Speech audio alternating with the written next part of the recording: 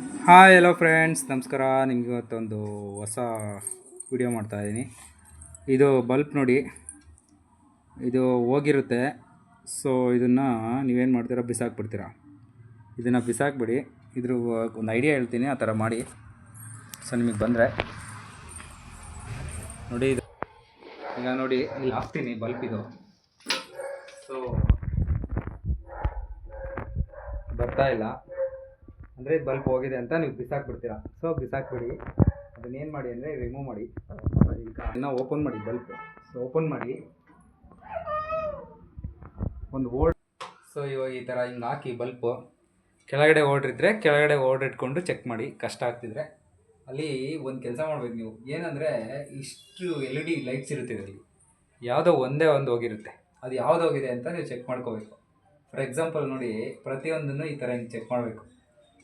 ಹಿಂಗೆ ಸೊ ಹಿಂಗೆ ಯಾವುದು ಹೋಗಿರುತ್ತೆ ಅಂತ 2 ವೈರ್, ಹಿಂಗೆ ಒಂದು ವೈರ್ ತೊಗೊಂಡ್ಬಿಟ್ಟು ಕಟ್ ಮಾಡಿಕೊಂಡು, ಸೊ ಹಿಂಗೆ ಈ ಥರ ಒಂದು ವೈರ್ ತೊಗೊಳ್ಳಿ.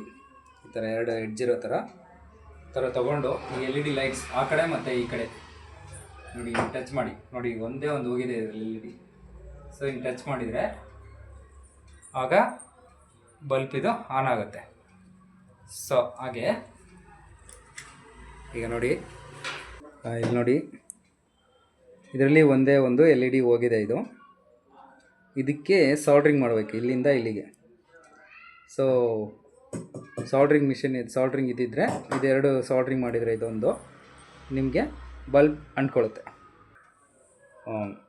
ಇದೊಂದು ಪೀಸ್ ಇರುತ್ತಲ್ಲ, ಇದು ಹೋಗಿದೆ.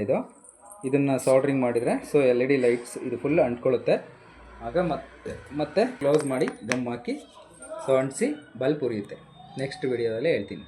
Thank you. ನೋಡಿ, ಅದು ಸಾಲ್ಡ್ರಿಂಗ್ ಮಾಡಿ ಹಾಕಿದ್ದೀನಿ. ಸೊ ಅದು ಉರಿತಾ ಇದೆ. Thank you.